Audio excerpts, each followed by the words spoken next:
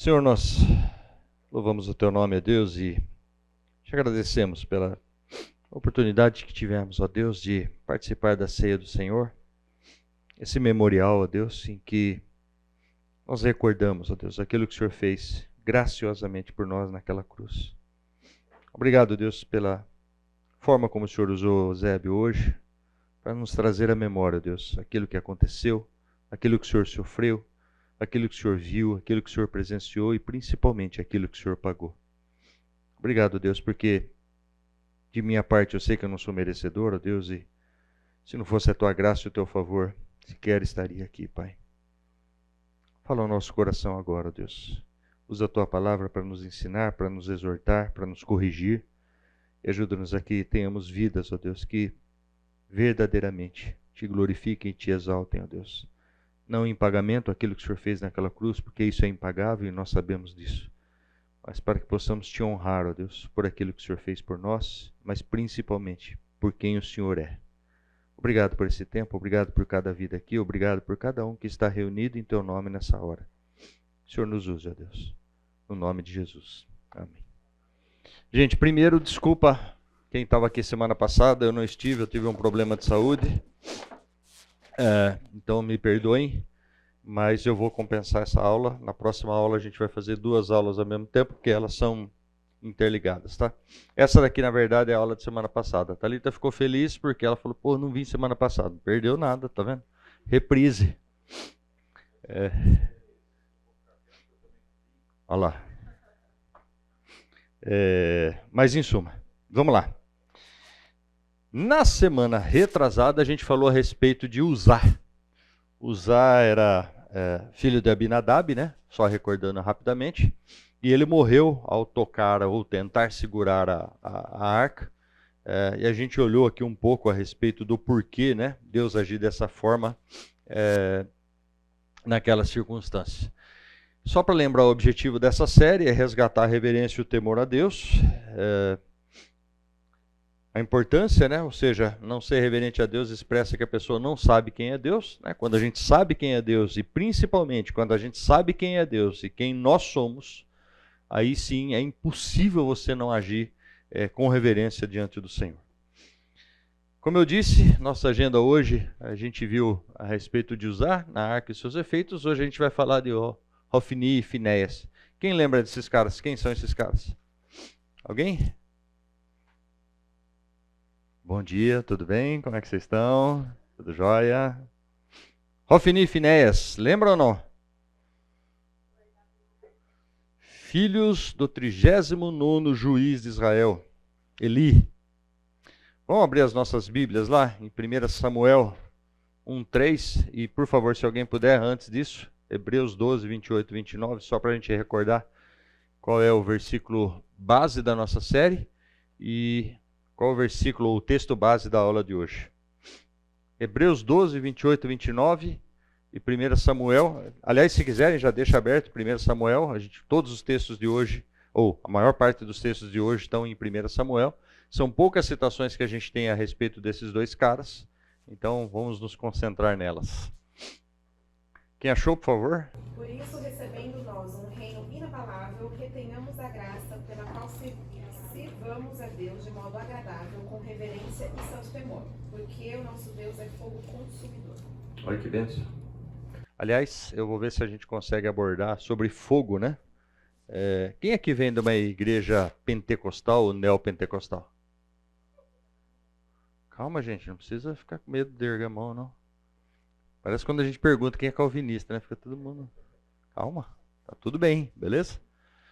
Por que eu estou falando? Essa pergunta tem um sentido, tá?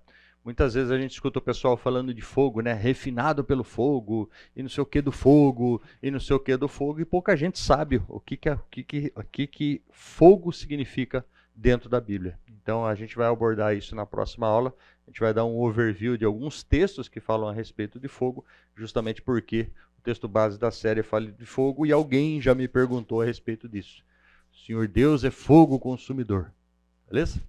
1 Samuel 1, 3b. Mas pode ler o 3 inteiro. Subia, pois, este homem da sua cidade de ano em ano, adorar e a sacrificar ao Senhor dos Exércitos, em Silo. E estavam ali os sacerdotes do Senhor, Ofni e Finéias, os 2 filhos de Eli. Bom, aí nós temos o versículo, na verdade, o capítulo 1 de 1 Samuel está falando a respeito de Eucana, né? Que foi pai de Samuel, certo? Ele e as 2 esposas, que eram Penina e... Quem? Ana. Vou falar, certeza, sim. Beleza? Ana foi mãe de Samuel, certo? Dedicou Samuel ali dentro do templo, ainda, né, durante o exercício do sacerdócio de Eli. E a primeira citação que a gente tem desses 2 caras é exatamente esse versículo. Então, o texto está falando de Eucana e fala que quando Eucana chegava para servir o Senhor todo ano, né, como costume dos judeus, ele chega ali diante de Deus, e quem está ali servindo, Ofni e Finéias, 2 filhos de Eli, ok?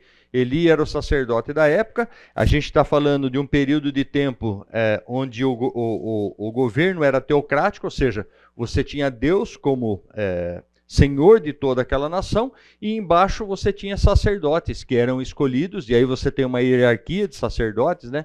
Tem gente que acha, não, Deus é socialista, né? Porque todo mundo... Não, existe uma hierarquia. Sempre foi muito organizado. Os próprios anjos, a gente vê isso biblicamente, tem uma hierarquia. E não era diferente com o sacerdote. Então, quem servia? Normalmente, primeiro requisito, né? Quem poderia servir? Os filhos de... como sacerdote. Filhos de Levi, tribo de Levi. Ela foi destacada para que sacerdotes se levantassem dessa família. E óbvio, a gente fala de família, parece que é mais ou menos o que vai acontecer no Japão até 2050, né? Todo mundo vai ter o sobrenome Sato, se não mudarem as coisas lá. Então, a tribo de Levi, a gente fala, era uma tribo, diz, não, era muita gente. Tanto que na aula passada, quando a gente estava falando da arca, a gente falou de algumas dessas tribos. Por exemplo, a tribo dos coatitas. O que os caras tinham que fazer? Lembra? Coatita? Qual era o serviço desses caras? Carregar a arca. Os coatitas são descendentes de quem? De Levi. Beleza? De Coate, sim, lógico, né? Coatita. Senão parece que... né? Tudo bem? Mas... tribo de Levi, beleza? Existe toda uma hierarquia, por isso que é bom você ler genealogia, né? Tem gente que pula genealogia, mas genealogia tem lição dentro da genealogia, né? A própria genealogia do Senhor Jesus tem coisas ali que você fala, nossa, cara, como é que pode? Como é que Deus incluiu essa pessoa aqui dentro? Beleza? Então, importante ler genealogia. Mas, voltando à lição, Ofni e Finéias são citados pela primeira vez e a identificação é os 2 filhos de Eli. Ok? Tudo bem? Na aula passada, a gente olhou também a respeito de um... Que coisa estranha, peraí, gente. Tem alguma coisa errada aqui no meu computador, me perdoem. Eu prometo que eu volto em 1 minuto. Agora sim. Agora sim. Vai, filho. Joia. A gente falou na aula passada sobre a Arca da Aliança. Vamos lembrar rapidamente? O que era a Arca da Aliança? Arca da Aliança. Beleza? O que isso era? O que isso representava? Um símbolo visível da aliança de Deus com o seu povo. Tudo bem? Certo? Como é que eles usavam essa arca? Eles achavam, né, ou eles consideravam que a presença de Deus estaria onde a arca estivesse. Ok? Tudo bem?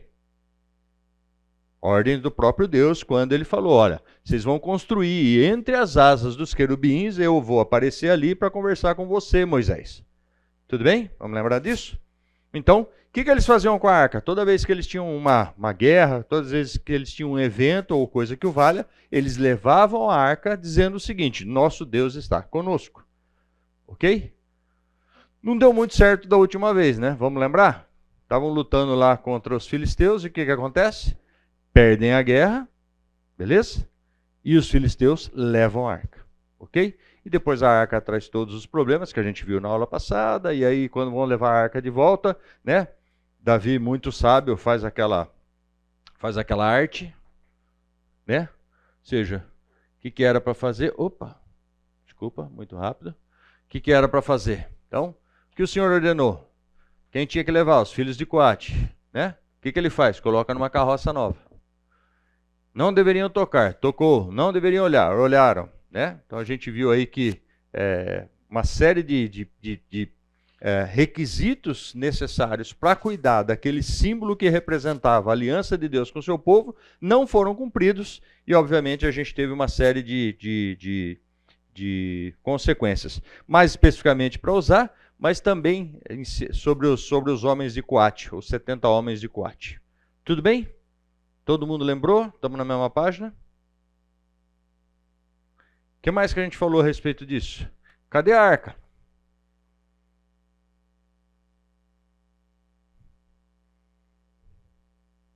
Deus, na sua sabedoria, provavelmente não deixou, né? Ou não deixa que a gente encontre, justamente para nos lembrar que a nova e definitiva aliança é Jesus Cristo. O que Jesus Cristo fez se sobrepõe à arca, se sobrepõe a qualquer outro símbolo. Cristo é o centro do universo, a gente já falou a respeito disso. E é Ele que tem que ser a nossa aliança com Deus, ou é Ele que tem que ser, não, é Ele que é a nossa aliança com Deus, obviamente para aqueles que têm uma aliança com Deus. Tudo bem até aí? Lembramos da aula passada? Vamos para essa. Qual o objetivo da gente ver a vida desses dois caras aqui, né? O que esses dois caras fizeram de diferente de Uzá? Beleza?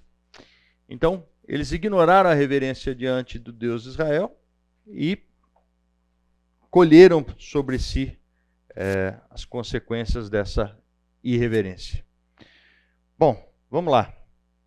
Eu coloquei aqui uma desgraça em 5 atos. Vamos olhar cada um deles. Primeiro ato, o contexto da vida desses dois caras. Quem abre lá, ou se já tiver aberto, por favor. Vamos ler 1 Samuel 1, de 1 a 3. Vai falar sobre... Aliás, esse daqui eu leio rapidinho. Houve um homem em Ramataim, Zofim, da região montanhosa de Efraim, cujo nome era Eucana, filho de Jeroão, filho de Eliú, filho de Tou, filho de Zufi, efraimita. Uma pausa aqui, beleza?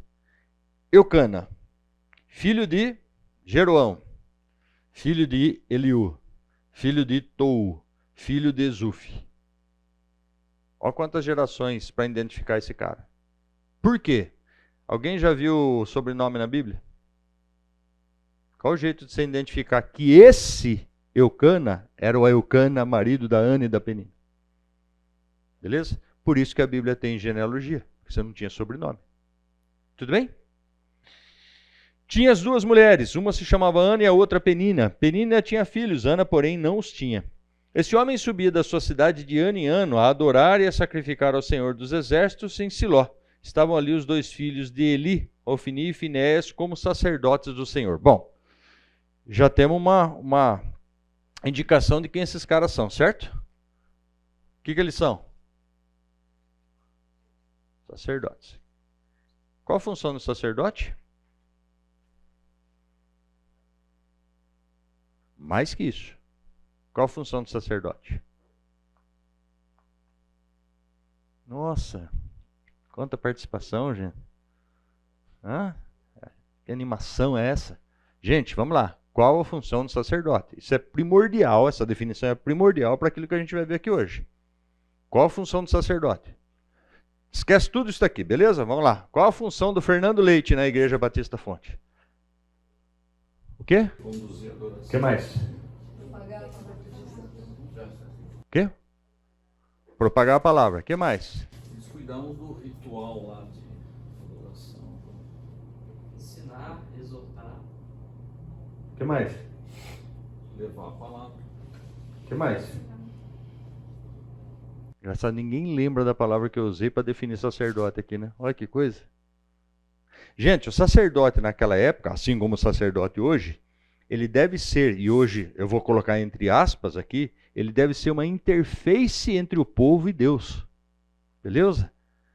Como é que Deus falava com o povo? Como é que Deus falava com o povo? Junta todo mundo no lugar, pessoal, seguinte, a partir... Não. Ele fazia o quê? Chamava o sacerdote, lembra de Moisés? Sobe aqui no monte. Fala para ninguém chegar perto aqui, porque se chegar perto morre, beleza? Se a cabra encostar aqui vai morrer, se o boi vier comer mato aqui vai morrer, beleza? O que Deus fazia? Sobe aqui, 40 dias, vou te dar a instrução para você dirigir esse povo aí, beleza?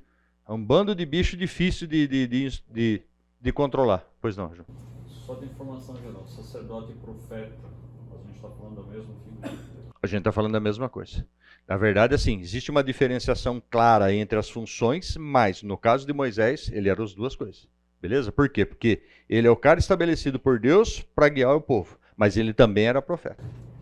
Porque a Bíblia usa muito essa expressão. Né? Sim. Eram os profetas. Sim. Inclusive os diferencia, né? Mas o sacerdote, e quando a gente fala de sacerdote, a definição importante aqui é, o sacerdote é uma interface entre o povo e Deus. Ô Yuri, mas quando Jesus morreu, rasgou o verbo, a gente não precisa. Precisa? Ô véu. Ainda bem que o Elcio está acordado, velho. Não, ainda tô bem meia boca ainda, para ser sincero, bem meia boca. Então o que acontece? Rasgou o véu? Rasgou. Beleza? Isso mudou? Não precisa mais de sacerdote? Não. O Novo Testamento vai falar que Deus estabeleceu muitos para mestres, para professores, para líderes, para cantores, para... Todo mundo continua tendo função dentro da casa do Senhor. E ele estabeleceu pastores justamente por quê? Imagina uma igreja sem pastor, gente. Ia ser divertido, não ia? Não ia existir igreja, desculpa, é impossível. Beleza? Por quê? Porque se não existe alguém na liderança alinhado com a vontade do Senhor, trazendo aquele rebanho, desculpa. Entendeu? E aí a gente vai explorar essa definição de sacerdote lá na frente, tudo bem? Então assim, sacerdote, fácil, põe na cabeça, interface entre Deus e homens. Vale lembrar que o Senhor Jesus, um dos atributos do Senhor Jesus no plano é esse. Vamos lembrar. A gente está lá em Hebreus, o que Hebreus fala? Sacerdócio segundo a ordem de Melquisedeque. Quem é que foi Melquisedeque? O primeiro sacerdote citado na Bíblia. Que acumulava duas funções, inclusive. Melquisedeque era o quê? Sacerdote e rei. E por que está usando Melquisedeque como referência? Porque Jesus é o quê? Sacerdote e rei. Rei eterno. Esse, acima de qualquer um. Beleza? Então, obrigado aí pela dica. Tudo bem, então? Identificamos quem são os caras. Esses caras são sacerdotes do Deus Altíssimo. Herança de seus pais. Beleza? Isso era muito comum, não era nepotismo não, tá, gente? Como você tinha que ficar dentro da própria família, era muito comum você ter um pai e logo em seguida você ter os filhos seguindo a carreira do pai. Tudo bem? Isso é garantia? Filho de peixe, peixinho é? Como é que é o ditado? A árvore não cai longe do pé, desculpa. O fruto. Tá difícil. Tá difícil. Ora aí, irmãzinha. Isso, vou só ler só, tá bom? Vamos lá, segundo ato. Os crimes de Hófni e Finéias. Quem abre? 1 Samuel 2, de 12 a 17.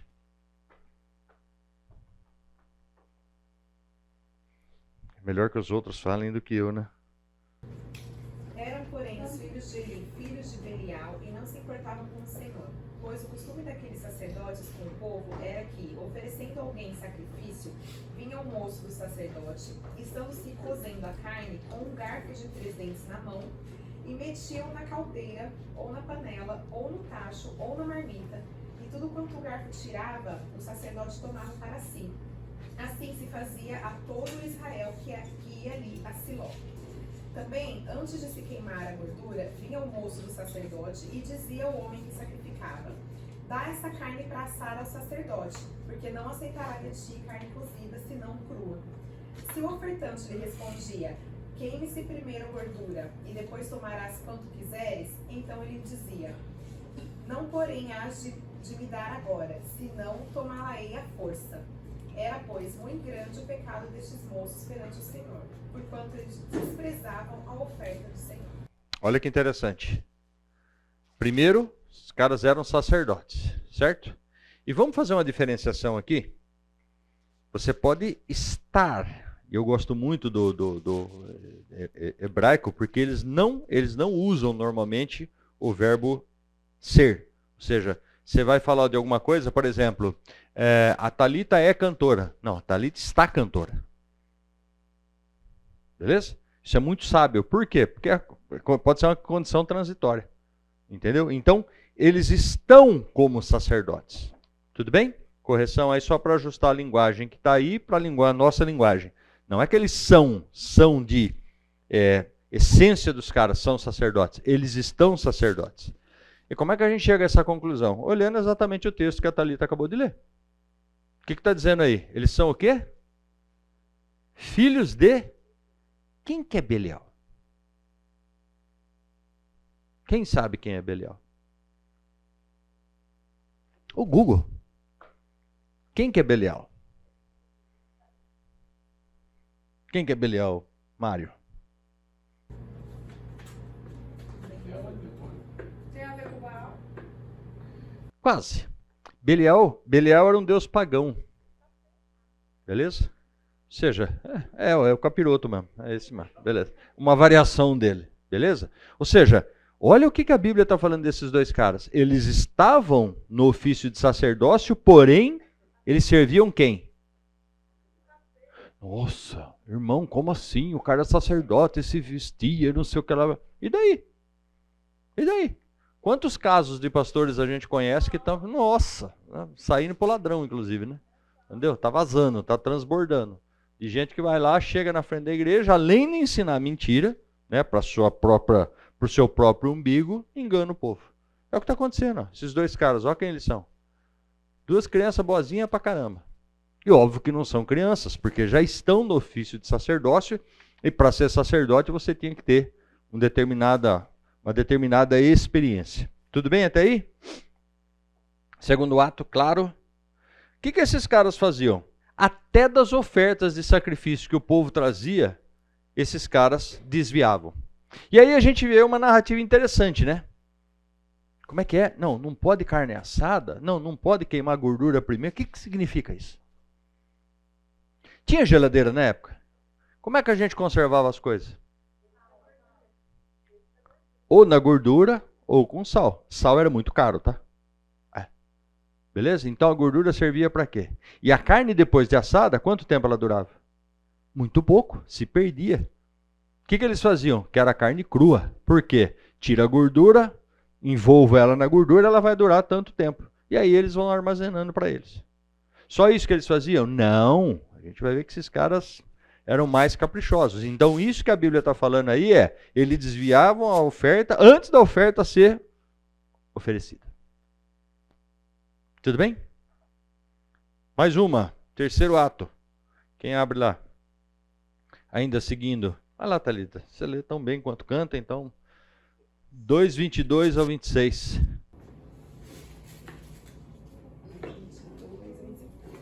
Era, porém, Eli já muito velho e ouvia tudo quanto seus filhos faziam a todo Israel e de como se deitavam com as mulheres que serviam à porta. Peraí. Os caras metiam o garfo na oferta, quando a oferta ia ser feita, e o que mais o cara fazia? O que os caras eram? Gente boa os caras, né? As moças iam até o templo, e o que os caras faziam? Entra aqui na casa, na suíte sacerdotal. Continua, Thalita, só para a gente sofrer mais. E disse-lhes: por que fazeis tais coisas? Pois de todo este povo ouço constantemente falar do vosso mau procedimento. Não, filhos meus, porque não é boa fama essa que ouço. Estais fazendo transgredir o povo do Senhor. Pecando o homem contra o próximo, Deus lhe será o árbitro. Pecando, porém, contra o Senhor, quem intercederá por ele? Entretanto, não ouviram a voz de seu pai, porque o Senhor os queria matar. Mas o jovem Samuel crescia em estatura e no favor do Senhor e dos homens.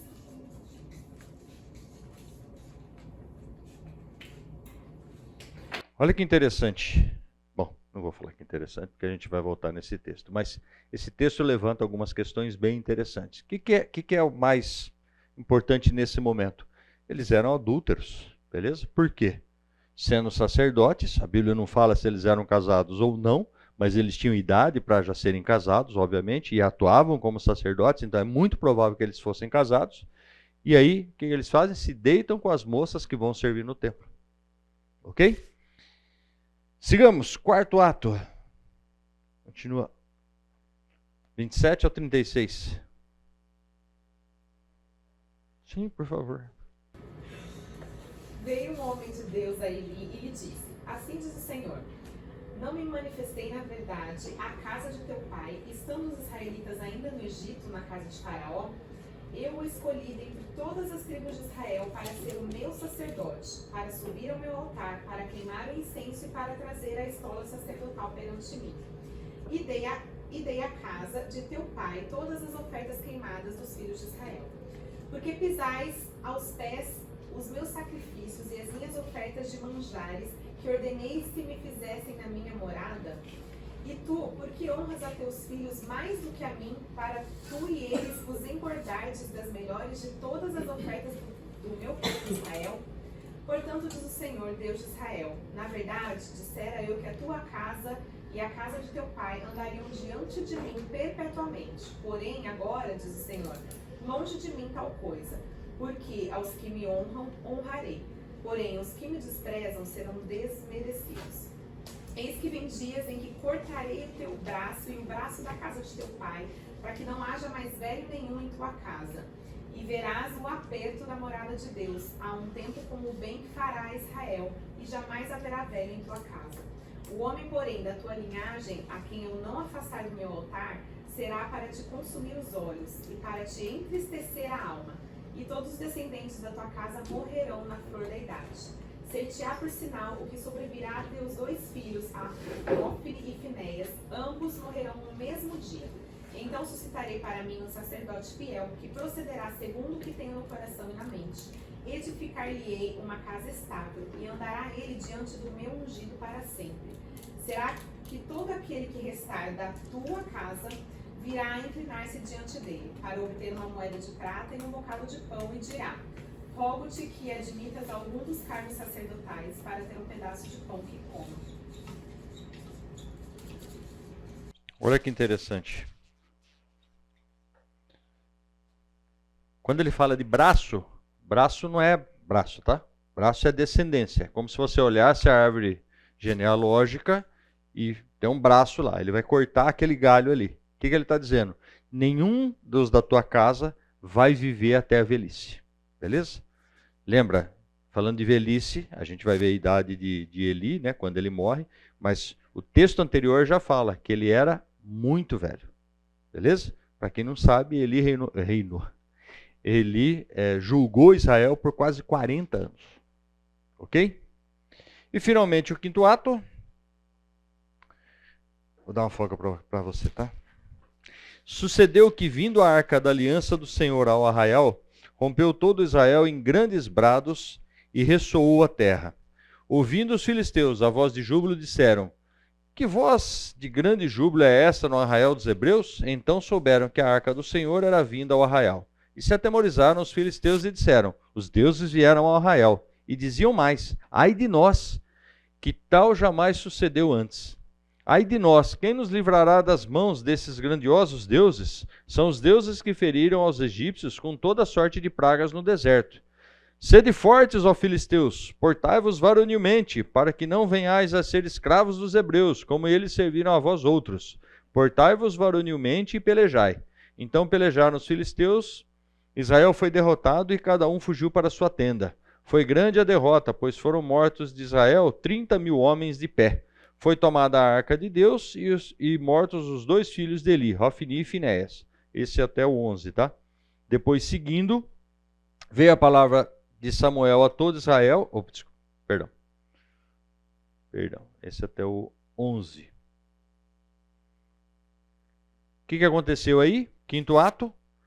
Saem para lutar, perdem a guerra, a arca é tomada pelos filisteus, é levada pelos filisteus, e Ofni e Finéias estavam ali com a arca da aliança, certo?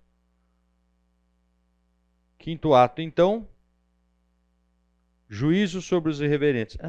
Desculpa, gente. Eu tenho que continuar do 12 em diante. Quem, por favor, consegue? 4 do 12 em diante. Errei aqui na preparação do texto. É isso mesmo. É isso mesmo.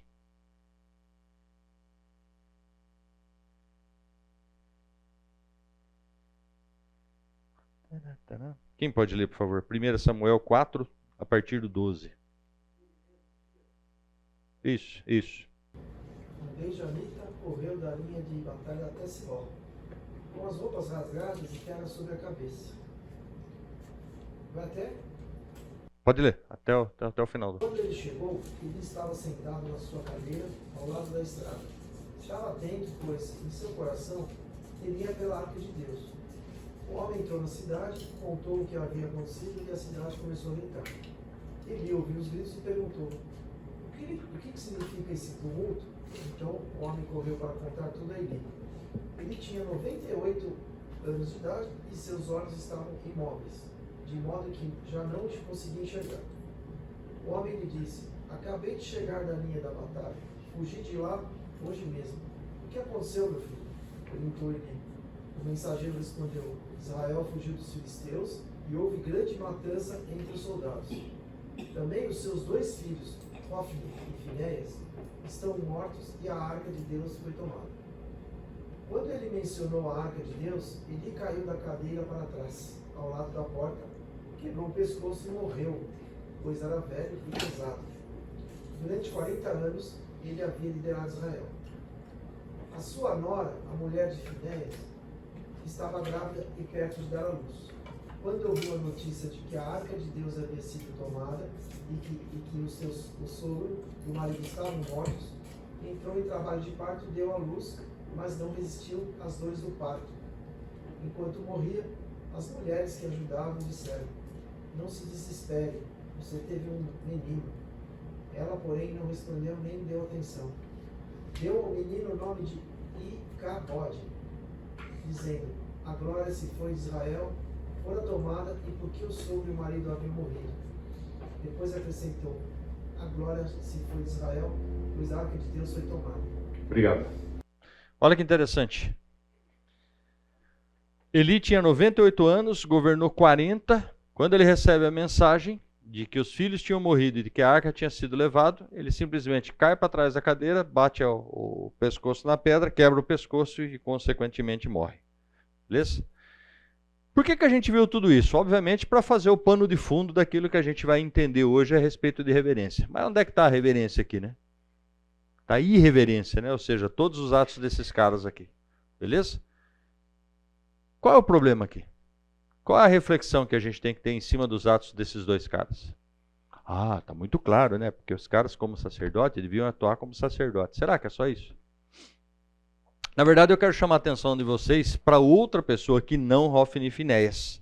E aí, acho que a maior parte aqui já é pai. A ideia aqui é chamar a nossa atenção para o nosso papel enquanto pais. Beleza? Por quê? Gente, desculpa, tá? Entre os meus pecados está a chatice. Hoje na ceia era uma cantoria de nenê que falou uma coisa para você, cara. Meu Deus. Meu Deus, impressionante. Era um aqui, é outro lá, gritando, tal, não sei o que lá, blá, blá. E é chatice? É chatice. É chatice. Mas, ao mesmo tempo, eu fico me perguntando o que os pais estão fazendo para que aquilo não aconteça, se é que estão fazendo alguma coisa. Eu sei que criança é criança de colo, é difícil controlar. Eu sou pai, tá bom? Beleza? Beleza?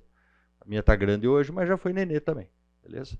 Só que a gente tinha uma série de cuidados quando a Beatriz era pequena, justamente porque a primeira coisa que eu pensava é não atrapalhar os demais. Sempre foi assim. Beleza? Olhando para a vida de Eli, olha que coisa interessante. A gente viu alguns textos aí, e eu destaquei alguns itens. 1 Samuel 2:28. Quando ele é repreendido por um homem de Deus ou por um profeta, o que o profeta fala para ele? Deus escolheu a sua casa. Deus escolheu você para o sacerdócio. Olha o que você está fazendo. Depois, a própria repreensão, na verdade o texto vem antes, né? A própria repreensão de Eli aos seus filhos. O que o texto fala lá? Olha que interessante. Sendo Eli já velho, vai repreender os seus filhos. O que vocês estão fazendo? Estou escutando isso, aquilo outro. Vocês estão se relacionando com mulheres na entrada do templo. O que está acontecendo? Como assim? Depois, filiolatria. Quem já ouviu esse termo? Filiolatria. O próprio profeta fala para ele, Deus está falando para você, você está dando mais atenção e valor para os seus filhos do que para Deus. Está sendo exortado. Você está olhando para os seus filhos em detrimento a olhar para Deus. Depois, maldição. Nenhum dos da sua casa vai chegar à idade adulta. Vai morrer jovem. Por quê? Não quero que vocês sejam mais sacerdotes. Estou cortando esse braço dessa árvore genealógica, que eu não quero gente assim para ser sacerdote. Depois, no final, ele morre que jeito? Velho e pesado. Mas vamos falar de dieta aqui? Não, gente. Não. Isso é para a gente entender o contexto que está por trás disso daqui. Olha que interessante. Quais são os impactos da irreverência na vida de Eli? E vamos lembrar algumas coisas aqui, né? Por que eu destaquei esses itens anteriormente aqui, né? Primeiro, o cara foi escolhido por Deus, sacerdote. Ele era o sacerdote líder daquela nação. Está isento de cometer erros. Está isento de errar na criação dos filhos. Tanto que errou. Errou.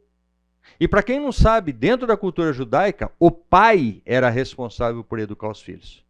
O pai era responsável por exortar, por mostrar o caminho, o pai. Infelizmente, na nossa cultura ocidental, nem sempre é assim, né? Entendeu? Não, é a mãe. Não, a mãe tem que falar. Não, a mãe. Não, é a mãe. A mãe que sabe o que está acontecendo na escola. A mãe que sabe o que está acontecendo não sei o quê, babá. E o pai, quase um visitante em casa, né? Responsabilidade bíblica é do homem. Yuri, você está sendo machista, a Bíblia é um livro machista. Não, não é nada disso.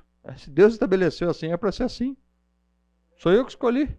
Não sei, não foi eu que escolhi, entendeu? Tanto que a Bíblia vai falar que o homem é sacerdote do lar dele. Você vai lá para Efésios 5, o que está falando lá? O que o homem? Qual é o papel do homem? O que o homem tem que fazer? Ele tem que estar ligado a Cristo. E não adianta você querer ser sacerdote por força, pelo seu braço. Não adianta você querer ser sacerdote. Não, não, não, não. Você tem que ter um compromisso muito maior que a sua esposa no seu lar para você ser sacerdote por legitimidade, não por força. Legitimidade. Olha que interessante. Cara escolhido por Deus, cometeu erro, cometeu. Eu não sei quantos de vocês conhecem família de pastor. Eu, felizmente por um lado e infelizmente por outro, conheço muito. E sabe o que eu vejo? Falei aqui no começo. Filho de peixe não é peixinho, não. É impressionante o que tem de filho de pastor que consegue ser pior do que ímpio. Ou seja, você não tem garantia nenhuma de estar dentro da igreja e os teus filhos te acompanharem ou seguirem o teu exemplo. Beleza? Então, escolhido por Deus. Exortando velhos. Quando eu dava aula lá no Semear, muitas vezes chegavam os pais lá, porque eu estou tendo problema, porque não sei o quê, porque meu filho, porque meu filho, porque meu filho, porque meu filho, porque meu filho. Quem já assistiu aqui a, como é que chama? Super Nanny. Lembra que tinha no SBT? Quem já assistiu? Quem que a Super Nanny tratava? Chegava pai ali e falava assim, nossa, eu não aguento meu filho em casa. Ele dá trabalho para você? Zero. Zero. Mas como assim? Um dia chegou uma mãe lá e falou assim, você percebeu que o meu filho tem um delayzinho? Eu falei, não. Não? Eu falei, não. Age normal, igual todo mundo, está aqui de boa. Aliás, baita num aluno inteligente. Toda vez que tinha uma atividade, pedia para ele, fazia tudo direitinho. Ah, mas não é possível. O que não é possível? Sabe qual é a diferença? Dentro da sala de aula, não tinha isso daqui, ó. Beleza? E, gente, desculpa. Na verdade, o tema é o anterior. Falta 2. Olha que coisa interessante. Assim como a Super Nanny, você tem que tratar os pais. Por quê? A criança, ela tem um modus operandi dela. Ela desafia, ela fica procurando brecha. Se ela entender que se ela cutucar a mãe vai contra o pai, ela vai sempre na mãe. Se ela entender que o pai é o mais mole, ela vai no pai. Esse é o modus operandi da criança. E quando quando eu era criança, eu fazia exatamente a mesma coisa. E sabe por quê? Porque a gente nasce com um bichinho aqui dentro, chamado natureza pecaminosa. E o que a gente quer fazer? Eu quero fazer o bem. quero ser amável. Não, você quer fazer o mal. Quando é que você começa a fazer mal? Contra pai e mãe. É o primeiro relacionamento que você tem.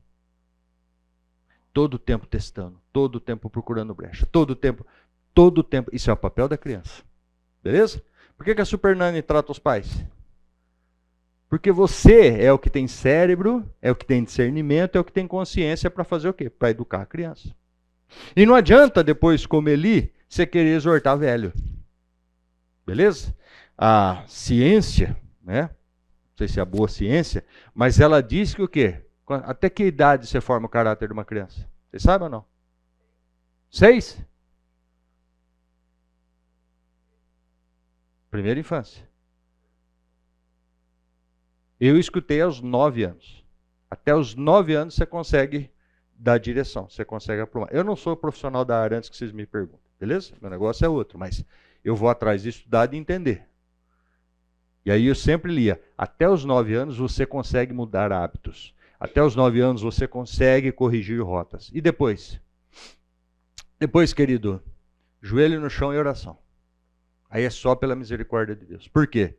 Eles escolhem caminhos, eles escondem da gente, eles conseguem te enganar, beleza? Eles usam você, né? Às vezes eu vejo, sabe, pequenos ditadores dizendo ao papai e mãe o que tem que fazer. E aí você fala assim, nossa, que garoto esperto, né? Mas tem 4 anos. 4 anos, está dirigindo a casa gira em torno daquele pequeno ditador. Como é que cresce isso? Vamos responder depois do intervalo.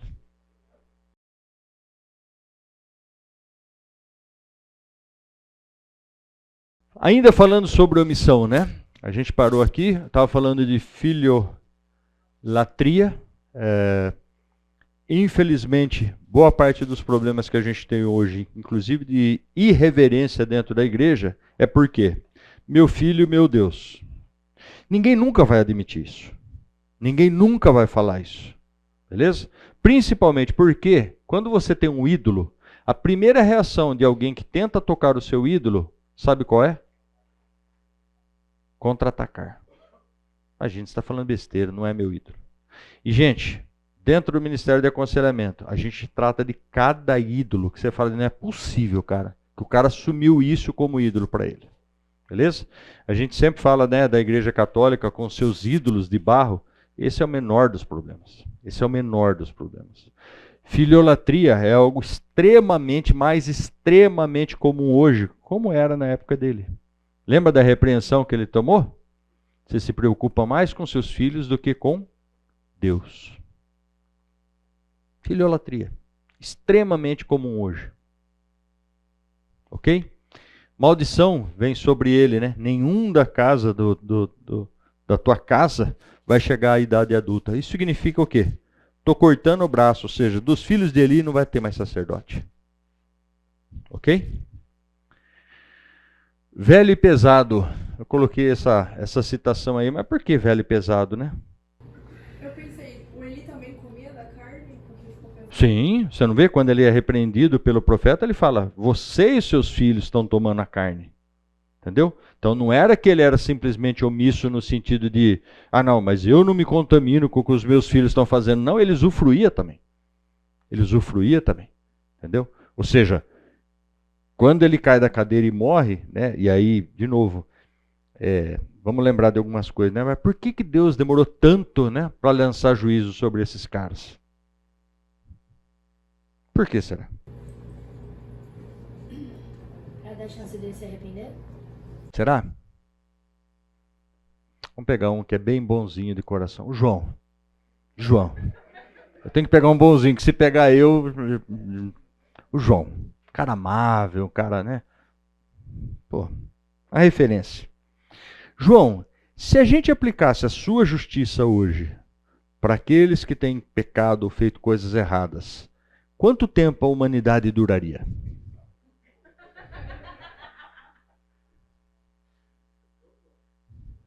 Isso porque é o João. Por isso que eu falei, já tira eu, porque, cara, eu falo pra você, já tinha pagado nos par deles hoje na ceia. Entendeu? Conversão, né? Desculpa, eu sou pecador, eu não sou. Desculpa, se eu não tiver a misericórdia de Deus e não entender o favor de Deus, se você aplicar a sua própria justiça, né? Ou seja, desde quando esses caras estão pecando? Mas são sacerdotes, estão pecando. O que eu tenho que fazer? Senhor, desce fogo do céu e queima essas criaturas. E desculpa, vocês podem parecer muito mais bonitinho que eu. Todo mundo é assim. Todos nós somos assim. Se a gente aplicasse o nosso juízo, e você quer ver um negócio? É simples você detectar que juízo você trata os outros. Quando alguém te ofende, quando alguém pisa no seu calo, como é que você reage? Mansamente como João? Isso. O quê? Olha lá, pensamentos homicidas. Esse é o nosso juízo. E se Deus agisse dessa forma, de novo, não tinha humanidade, gente. Não tinha humanidade. Se Deus agisse com a nossa justiça imperfeita, esquece. Primeiro, você sempre acha que você está certo. Parte daí, né? O cara te ofendeu. Você acha que você está certo. Entendeu? Eu não vou pedir desculpa para aquela criatura. Entendeu? Você sempre acha que os seus filhos estão certos. Né? Eu trouxe a figurinha aqui, acho que na primeira aula, né? De como é que era há 50 anos atrás, né? Eu dei o exemplo da minha casa, né? Se a escola me chamar, já vai tomar uma surra. Mamãe, se chamar para a festa junina, não importa, já vai tomar uma surra. Alguma coisa você aprontou, beleza? E a Silvia conhece a figura. A Silvia conhece, não. E assim, ó, professor chamou, cara, esquece, velho. Apanha antes de eu ir para a escola, apanha depois. Hoje? Imagina se o professor chamar pra elogiar. Era difícil, hein? Hei de concordar que era difícil. Hoje o que acontece? Chama você na escola? Nossa, velho. Como assim? A professora exortou meu filho? Tirou ele da sala? Que absurdo! E pior, por conta da dependência econômica que as escolas têm, o que acontece? Os pais, e na verdade não são os pais, porque está aqui dentro de novo, os filhos são os caras que dirigem, que mostram a direção, que mostram como a coisa tem que funcionar.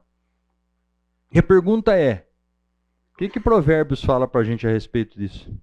A criança deixada à própria sorte, vergonha para os seus pais. Também fala, ensina ao teu filho o caminho que deve andar, e quando ele se for velho, não vai se vergonhar, nem vai se desviar. Aqui, ó. Quando é que você tem que exortar? Quando é que você tem que corrigir?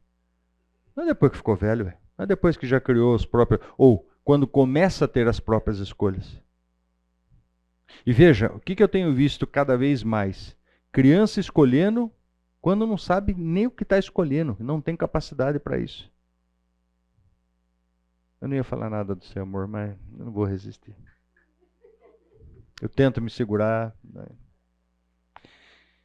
Na minha época, você sentava na mesa... Tá bom, não vou contar o meu pecado, vou contar o pecado do meu pai que não está aqui, tá bom? Não pode se defender. Tem que falar do meu? Tá bom, vou falar do meu. Tá bom, vou falar do meu. Você me convenceu, Se eu sentasse na mesa e falasse, e olhasse para o prato ou para a comida e falasse, nossa mãe, e eu fiz isso, tá? Antes que vocês perguntem, eu fiz isso. Nossa mãe, chuchu de novo? Cara, eu não ia comer. Não é que ia ter discussão, que não sei o quê, não podia fazer uma abobrinha, não, um legume e tal. Eu não ia comer. E eu vou falar do meu pai também, não vou perder a chance. E eu vi meu pai com o prato pronto virar para minha mãe chama Silene, né? Ele chama ela de Si. Nossa, Si, bife de fígado de novo? Minha mãe, Silvia conhece, de uma elegância ímpar, levantou da mesa, sacou o prato do cidadão, pôs dentro do forninho do fogão, voltou para a mesa, sentou e continuou comendo. E meu pai com aquela cara de... Ele falou, vou comer o quê? A minha mãe falou, virando a esquina tem um restaurante. Não, sem estresse. Sem estresse. Porque a lição não era para o meu pai. A lição era para quem? 3 filhos à mesa. 3 filhos à mesa. O que eu escuto hoje? Na casa dos outros, na minha não, tá? Filha, o que você vai comer? O que você quer comer? E se tem um negócio que me deixa em pânico, é quando eu vejo comida para a família aqui, comida para a criança, você faz outra, faz duas. O que você está fazendo? O que você está ensinando para aquela criança? Ah, mas eu amo tanto ela. Quem ama puxa a orelha, quem ama dá palmada, quem ama ensina para não passar vergonha depois. Hã? Não, lógico que é complicado. Se fosse fácil, todo mundo fazia, né? Entendeu? É que nem ser cristão. Ser cristão é simples. Você está nadando contra a correnteza, jovem. Beleza? O mundo inteiro está contra você. E não adianta você fazer vista grossa ou você querer conciliar as coisas. Não. O evangelho é radical, velho. Não tem meio pecado, não tem meio... Não tem. Ou você segue as leis do Senhor, ou você segue o mundo. Beleza? É para comer, escolher. Pior que em casa, a Cris faz comida separada para mim.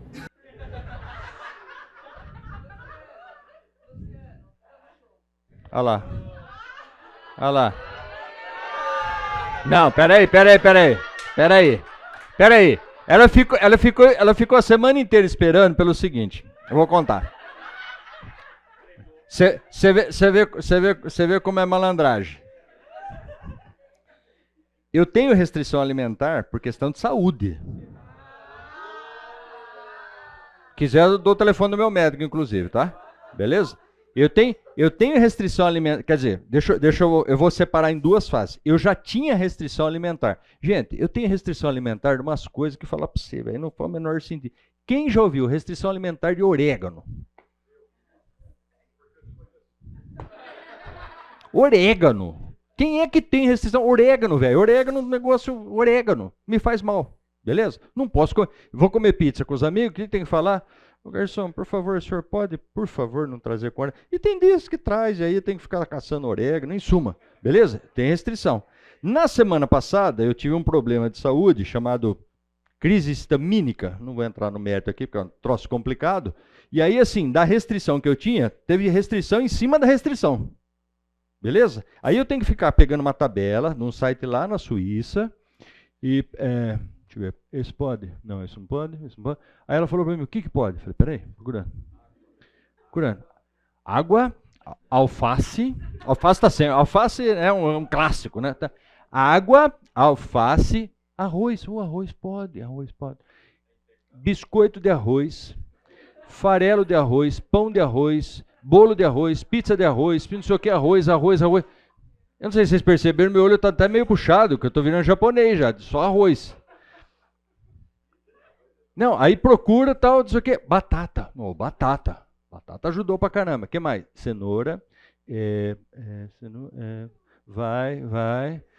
22 páginas, tá? Lá no fim aparece chuchu, castanha do Brasil, né? Que é a castanha do Pará. Bife fresco. Deu 6 itens. Olha que beleza. Não sei se vocês perceberam, shape. Entendeu? Comendo pra caramba, você imagina. Biscoito de arroz, velho. Se eu fosse um japonês de 1,5 m, tava bala, mas... Entendeu? Então, só explicando, tá? Que ela cozinha pra mim...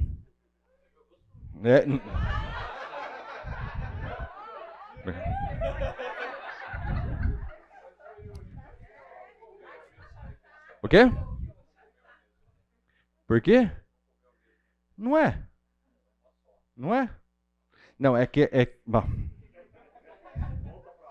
É melhor voltar para aula, senão eu vou ficar sem almoço hoje. Gente, de novo, olhando para aquilo que ele não fez. Servo escolhido do Senhor. O que você tem que fazer? Você é sacerdote do seu lar. E aqui eu estou falando para os homens, tá? Mulheres estão isentas hoje. Você é sacerdote do seu lar. Meninas que ainda não estão namorando e estão procurando um pretendente, beleza? Procurem 2 características no homem. 2. Eu falo isso para minha filha. Primeiro, que seja homem. E eu não estou falando de masculinidade. Homem, sabe o que é? Firmeza, caráter. Segundo, que seja cristão. E o que é ser cristão? Não é vir na igreja não, tá? Não é ler a Bíblia não. Vida, testemunho. Onde ele estiver, ele continua sendo cristão. O que ele está falando, ele fala como cristão, ele age como cristão. E aí é simples, tem coisas simples de você ver. Você quer medir? Como é que trata pai e mãe? Como é que trata irmão? Como é que trata a autoridade? Como é que trata as pessoas? Como é que cuida? 2 referências. O resto, você é rico, você é pobre, você não se preocupa. Isso daqui, ó, isso daqui. Isso vai garantir a vocês, beleza? Uma vida abençoada. Abençoada. Resto, desculpa, vem na consequência. Já falei e repito. Sempre que nós educamos a Beatriz, e a gente nunca sabe, né? O Luciano falou isso e é verdade. Quando a gente tem filho, pensa num pânico, velho. Vem manual junto, Mário? Chega lá, sai do hospital, a maternidade, o cara fala, como cuidar da sua criança? Não sai. É isso daqui, eu vou falar dele. Você chega com o manual? Não. Estou eu lá 3 horas da manhã ligando para a enfermeira no hospital. Posso levar de volta? Por quê? Só chora. Não sei mais o que fazer, velho. Só chora. É assim mesmo, pai. Faz isso, fiz, não deu certo. Faz isso, fiz, não deu certo. Fiz isso, não deu certo. Ah, então é assim mesmo, pai. Falei, nossa, moça, você era a minha única esperança. Entendeu? Está aí hoje, 17 anos. Qual era o nosso compromisso? Qual foi o nosso raciocínio? Palavra de Deus. Se eu não sei o que fazer, eu ajoelho, peço para Deus. Se eu não sei como fazer, ajoelho, pergunto para Deus. E eu falava, e todos os amigos, né, que têm filho na mesma idade, chegavam a falar assim, que escola está estudando? Que tem que estudar naquela escola, que aquela escola é boa. E não sei o que, não sei o que. E eu falava, ela chegava, amor, será que a gente não tem que considerar isso? Não, quero uma escola cristã. Estou formando minha filha para ser cristã. Se vai ser engenheiro, se vai ser médico, vai ser astronauta, estou nem aí. Estou formando para ser cristã. Esse é o nosso objetivo. E podia ter dado errado? Podia ter saído da igreja? Podia? Lógico que pode, porque vai chegar um momento que qual é a escolha? É dela. Beleza? Agora, o que depender de mim, enquanto estiver sob o meu controle, Bíblia. Bíblia. Só Bíblia? Não pode ser hipócrita, né? A gente estava falando aqui agora, né, Noemi? Não pode ser hipócrita. Entendeu? Falar uma coisa e fazer outra. O que ela vê dentro de casa? Testemunho. Eu, como sacerdote, e a Beatriz, gente, característica da minha filha, tá? A alegria dela é achar defeito meu. Pensa numa menina, se eu errar, velho, ela faz festa, não é, amor? Faz festa. Você quer ver a alegria dela quando ela vai na casa da minha mãe? Quando a minha mãe conta o que eu fazia quando era moleque. E, gente, eu sempre fui um menino muito comedido, muito educadinho, entendeu? Beleza? Quando a brincadeira não saía sangue, minha mãe já ficava feliz da vida, entendeu? Pra vocês terem uma ideia. E ela vai para lá e minha mãe começa a contar, e eu falo, mãe, para que eu vou perder a autoridade. Entendeu? É o prazer dela. Mas o que é isso? O que é isso? Poxa, peraí, estou vendo o testemunho do meu pai ali, mas eu erro aqui. Como é que eu faço com isso? Hoje na ceia, o Luciano até viu, ele veio me abraçar porque ontem aprontou, né? Quer dizer, não é que aprontou, coisa da idade, entendeu? Ela chegou e acordou algo com a gente, e gente, eu sou assim, tá bom? Beleza? Entre outros muitos defeitos, vocês vão... Ela chegou e falou, vou sair com os meus amigos, que a gente vai na despedida do menino que vai mudar para a Alemanha, vou com, né, vocês me levam, a gente vai dar carona para alguém, e 10 horas a gente está saindo. Todo mundo ouviu? 10 horas. O que acontece? Chega lá, tá legal. E eu entendo que tá legal. Beleza? Joia, legal. Mas o que ela acordou comigo? 10 horas, beleza? Ligou para a mãe. Lógico, sempre com a mãe, né? Mãe, sabe o que é? Com a fulana, não sei o quê, e estamos fazendo, e não sei o que lá, e nós vamos fazer isso, nós vamos fazer aquilo, porque não sei o quê, porque vai dar carona, porque não sei o quê, porque não sei o que lá, blá, blá, blá, blá, blá. E a mãe falou, filha, mas peraí, o que a gente tinha combinado? Não, porque não sei o quê, porque não sei o que lá, vai não sei o quê, vai não sei o quê, blá, blá, blá, e vou sair daqui às 11h30. Mãe muito sábia, né? Estava lá relaxado no sofá, tal. Amor, a Beatriz, falei, não. Pô, mas isso é chato, né? Você podia ter deixado sua filha, porque estava legal, eu podia ter deixado minha filha, mas o que ela acordou comigo? O que foi acordado antes? Tá bom.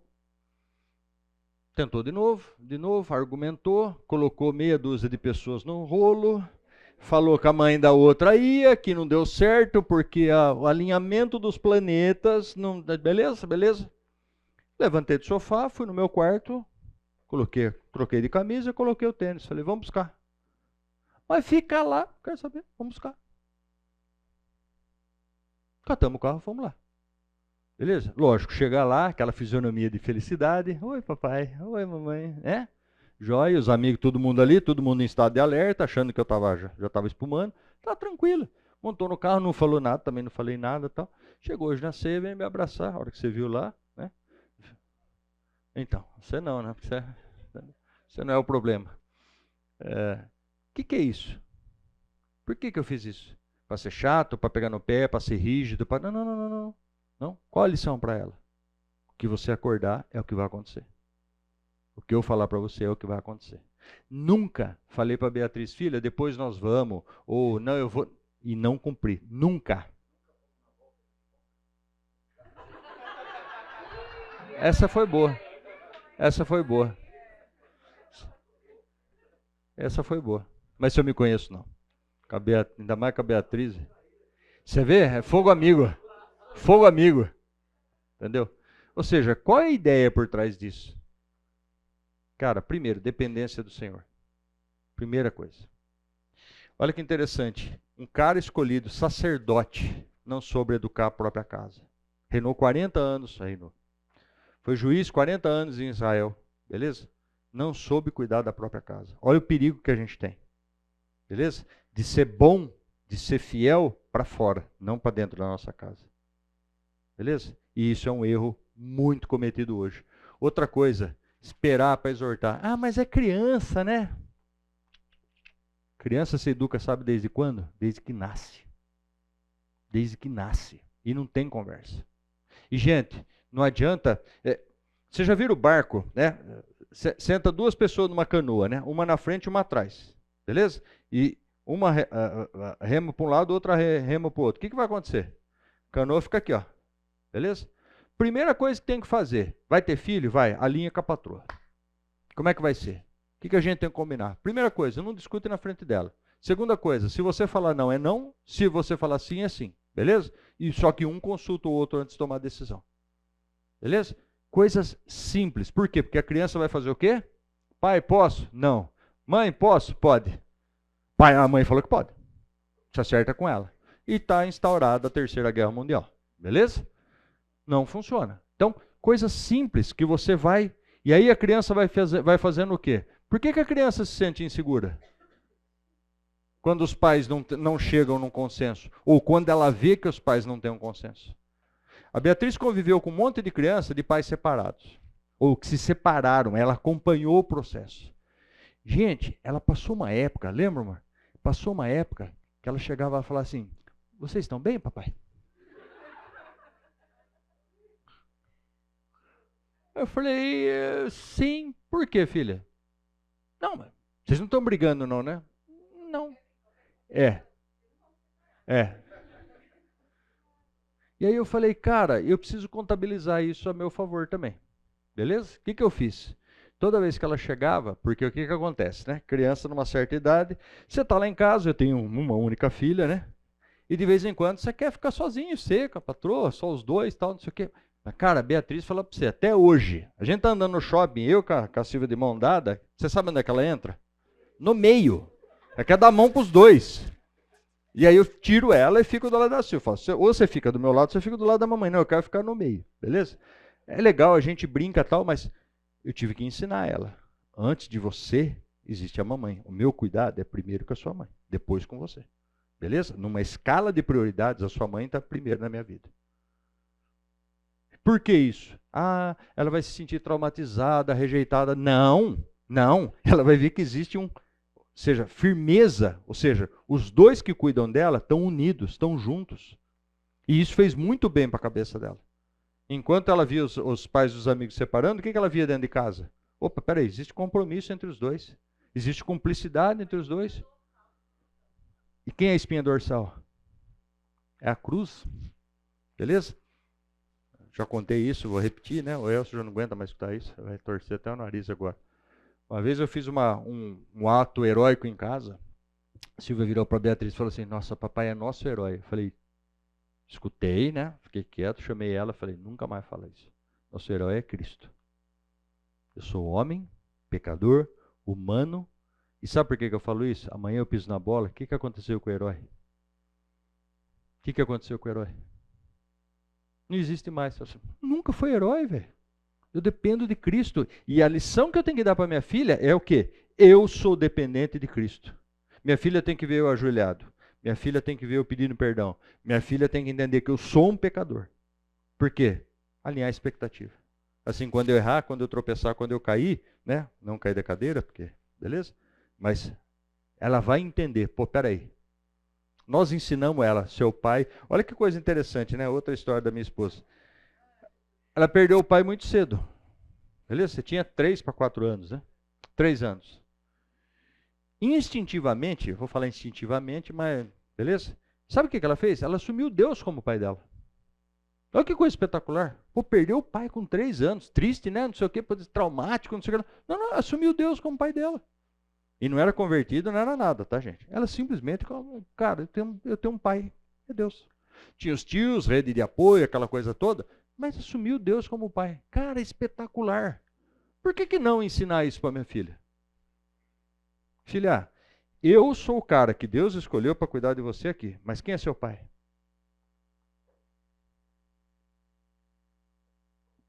Lições que o velho Eli deveria ter ensinado aos seus filhos. Não fez. O que aconteceu? Vergonha. Lembra de Eli exortando os filhos? O que é isso que eu ouço todo o povo dizendo de vocês? Vocês estão se deitando com mulheres à porta do tabernáculo? Vocês estão pegando das ofertas? Aí foi hipócrita, né? Vocês estão pegando das ofertas que eu mesmo como? Entendeu? O que vocês estão fazendo? Eu ouço todo o povo dizendo. E o que ele fez em relação a isso? Nada. Deus está avisando você, seus 2 filhos vão morrer no mesmo dia. Por quê? Porque você e seus filhos estão pecando contra o Senhor. Derrota do povo. Derrota, ou seja, as implicações para os outros, né? O povo sofreu por conta dos pecados desses homens. Interrupção da bênção e da herança, quando o sacerdócio foi tirado da mão dele, ou da família dele.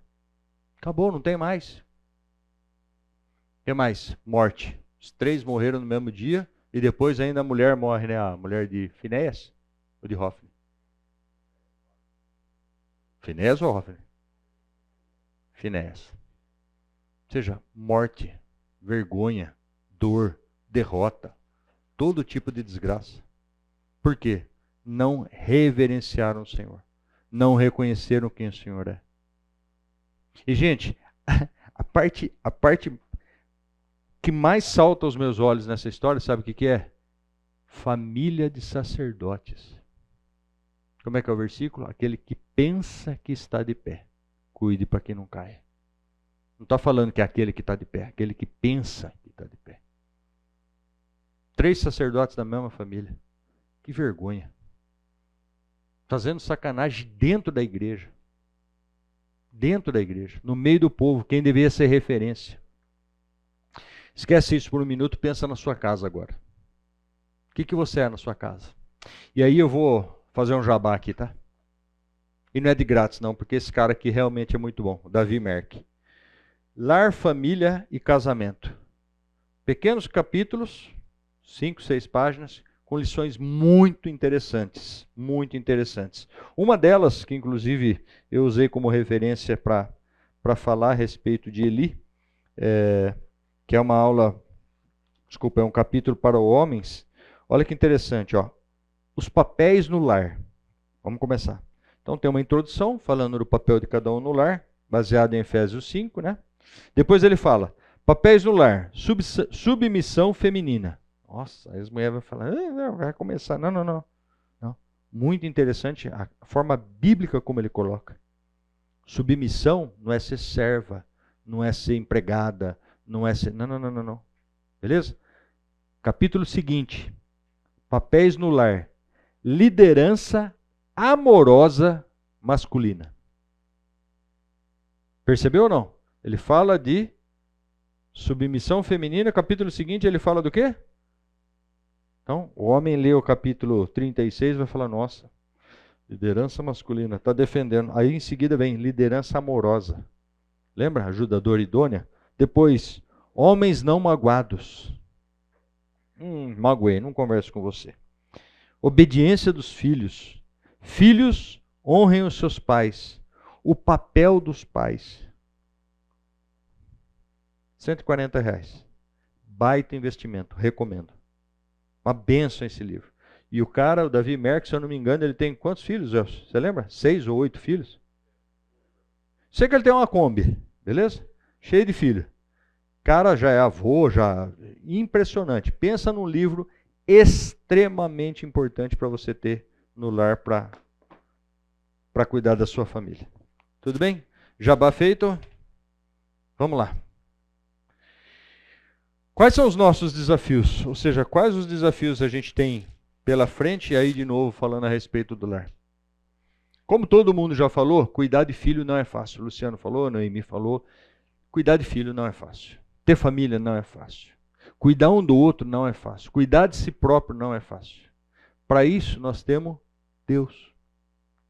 Só.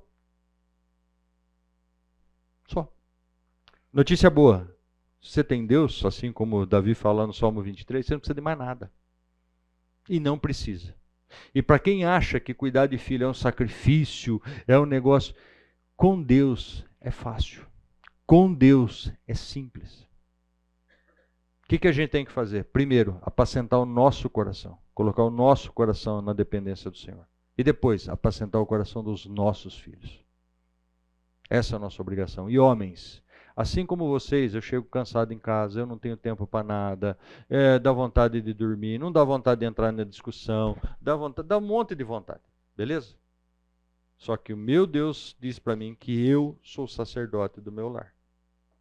E eu tenho que encontrar tempo, eu tenho que ter tempo, eu tenho que fazer tempo, eu tenho que estar junto, eu tenho que saber o que está acontecendo, e tem que ser referência tanto para minha esposa quanto para minha filha. É fácil? Não. Não. Mas com Deus se torna fácil. Se torna quase um passeio, eu diria.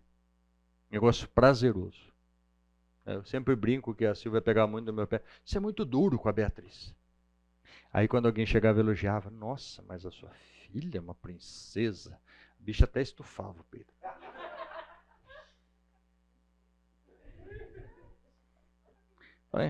Foi engraçado, né? A hora que eu sou duro lá... Por que você é tão duro assim? E, gente, não é questão de ser duro. A educação que a gente dá para os filhos está baseada na palavra. É o que a palavra diz, não é o que a psicologia moderna diz. Não é o que a televisão ensina. Não é nem o que a Super Nani ensina. Veja, a lição da Super Nani, né, como falávamos aqui, ela é extremamente importante, por quê? Filhos desregulados, desregulado é meio estranho, né? Mas tudo bem. Filhos desorientados, problema nos pais. Ô Yuri, você não sabe como é que é meu filho. Melhor a gente vai começar pelo seu casamento, então. Beleza? Pais estruturados, filhos estruturados. Beleza? Pais desestruturados, ou casamento, desculpa, que é coice dia e noite, você espera que seu filho seja o quê? Ah, eu queria criar uma ovelhinha, mas você dá coice o dia inteiro, jovem. Você vai criar o quê? Cabrito. Você vai criar o quê? Sei lá. Entendeu? Conserta a sua vida com o Senhor, essa é a ordem, tá? Você conserta a vida com o Senhor, você conserta o seu casamento, depois você conserta os seus filhos. Não tente inverter isso, porque não vai funcionar. Está aqui exemplo dele. Está aqui exemplo dele. O cara se dizia sacerdote, ele tinha capacidade de julgar um povo e não teve capacidade de cuidar dos próprios filhos. De ensinar aos próprios filhos o temor ao Senhor, a reverência ao Senhor. Beleza? Esse é o nosso desafio enquanto homens. Enquanto homens. Outro dia escutei um negócio bem interessante aqui, que a minha esposa lê a Bíblia desde os 13 anos. E eu me converti há pouco tempo. Qual o remédio? Como é que eu vou ser sacerdote do meu lar? Minha resposta foi, corre atrás, amigão. Corre atrás, amigão. Beleza? Não existe inversão de papéis. Corre atrás. Ah, eu não tenho tempo. Eu também não tenho, velho. Também não tenho. Aliás, se tem uma coisa que eu prezo hoje em dia é tempo. Tá perdoado, irmã. O quê? Eu não entendi.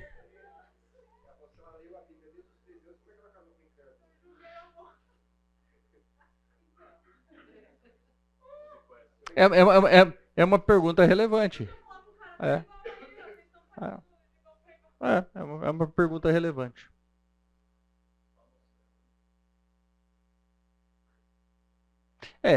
A gente tem que pensar na big picture, né? Ou seja, qual a vontade, qual o desejo, qual né, o porquê por trás de tudo isso. Tem coisas que a gente realmente não entende. Hã? É que, na verdade, assim, nesse caso específico, eu conheço a história, eu posso te dizer, tá? O que acontece? Leu a Bíblia desde os 13 anos, mas ficou uns bons anos afastada da igreja. Quando conheceu o cara, casou com o cara e por aí vai. Meninas, não sigam esse exemplo, isso não é normativo, tá? Beleza? Homem de Deus. Lembra, duas coisas, duas características, tá? Homem cristão, beleza? Falei isso para minha filha. Tudo bem, gente? Perguntas, dúvidas, comentários? Nossa, como o tempo... A narrativa fala. Esse nome. E a glória de Deus se foi. Bom, você fala de nome, vamos lembrar de Jabez? Com dores te tive, com aflição te tive. Ainda bem que mudou essa regra, né? Pensou?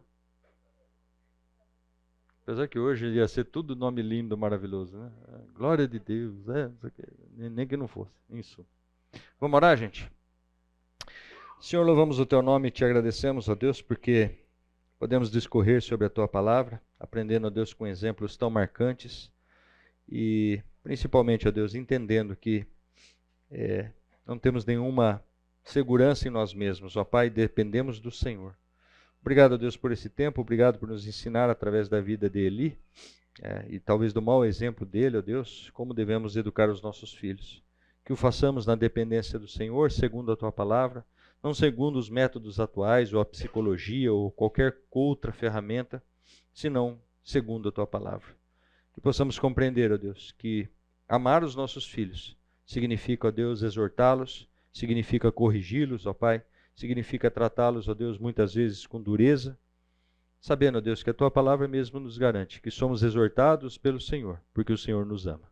Possamos usar isso como exemplo, possamos ter isso como referência, que possamos, ó Deus, investir na vida dos nossos filhos, ensinando a eles a respeito do Senhor, para que eles sejam reverentes ao Senhor.